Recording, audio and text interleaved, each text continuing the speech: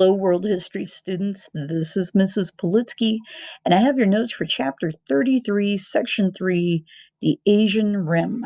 And we're going to talk a little bit about post war Japan and kind of the rise of the Far East as far as an economic force.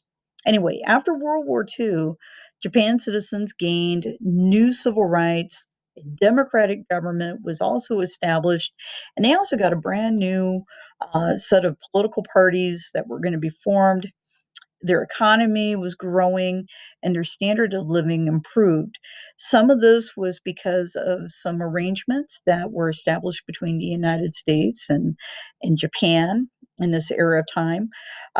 When the war ends, General Douglas MacArthur is given control of occupied Japan. And one of the things that he sets out to do is to draw up a new constitution. And this constitution has a lot of similarities to that of the United States Constitution. But the idea was to help stabilize the government, maybe to go after some of those radicalized militant Japanese.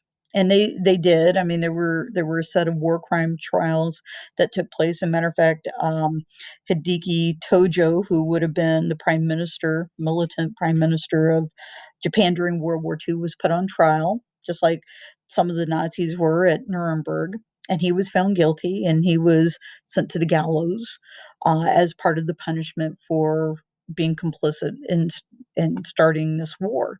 Um, but needless to say, the Emperor Hirohito, who you see photographed there in the middle of your screen with Douglas MacArthur, was able to stay in power, and in a way, he kind of becomes kind of the leader that he needed to be maybe years before, helping guide Japan through all of this and reestablishing Japan as a very strong nation, in this case, economically. So the work ethic of the Japanese people contributed to their own recovery and their strong economic performance.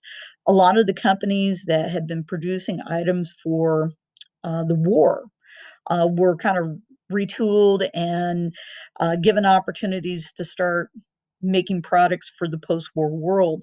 And so, like companies like Mitsubishi or Toyota or Honda or Sony, who had been making things for the war effort, start making things for consumers.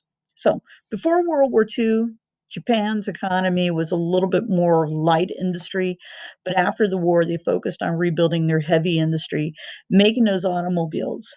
And because of some things that are going to happen in the 1970s, when you talk about a desire for cars that are a little more fuel efficient, this is going to help Japan's economy rebound by leaps and bounds.